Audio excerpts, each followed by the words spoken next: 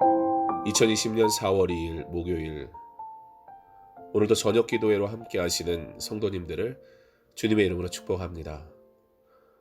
오늘은 믿음의 사람들 세 번째 시간으로 히브리서 11장 7절의 말씀으로 은혜를 나누기 원합니다. 말씀을 들은 후에는 받으신 119 기도 제목을 가지고 함께 기도해 주시기 바랍니다.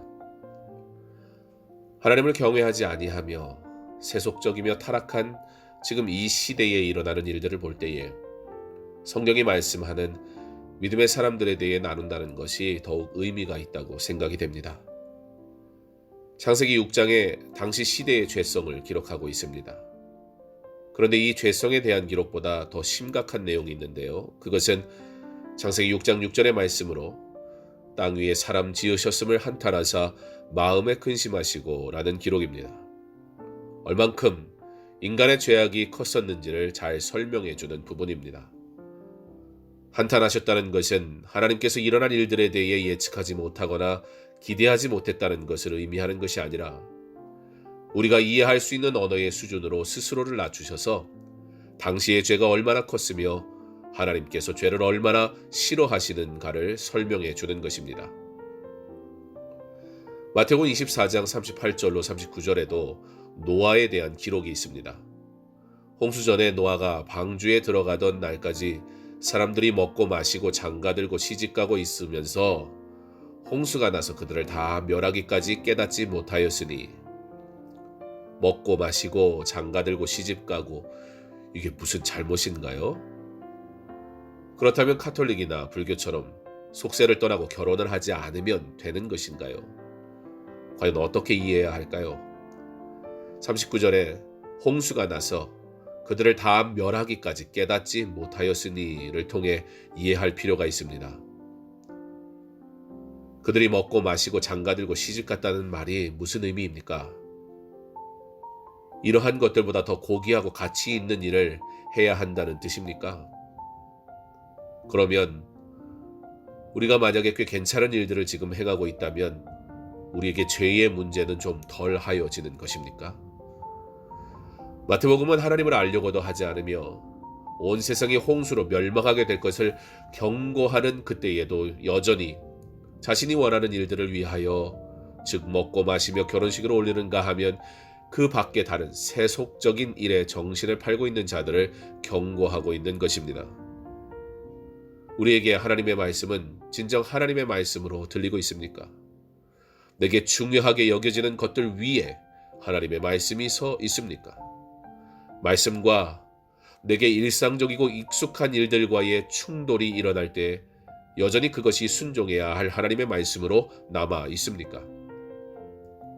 매우 간략하게 적힌 노아의 믿음이 왜 중요한지 우리에게 보여줍니다. 노아가 하나님을 경외하였다는 것이 무엇인지 우리에게 알려줍니다. 노아는 멀리서부터 신앙의 눈으로 아직 숨겨진 하나님의 진노를 보았으며 경고를 제때에 받아들였습니다. 성경은 그를 의인이요 당대의 완전한 자라, 그는 하나님과 동행하였으며 라고 기록합니다. 그러나 이러한 그의 평가에 앞서 먼저 기록된 말씀은 그러나 노아는 여호와께 은혜를 입었더라 입니다. 하나님의 은혜를 입은 성도된 여러분, 하나님이 인정하시는 거룩한 백성 되시기 바랍니다. 믿음 있는 성도 되기를 바랍니다. 성도의 마땅히 행할 바와 외칠 바대로 순종하며 그리스도인답게 살아가시기 바랍니다. 구원이 노아의 가정에 임했습니다. 그러나 그 구원은 노아에게는 구원이었지만 당시 멸망받았던 사람들에게는 큰 심판이었습니다. 아무도 하늘에서 그와 같은 비가 내릴 것을 믿지 않았습니다. 그러나 비는 왔습니다. 아무도 비 때문에 사람들이 죽을 것이라고 생각하지 않았습니다. 그러나 비는 왔고 저들은 죽었습니다. 저들은 멸망받았습니다. 기독교에는 구원만 있는 것이 아닙니다.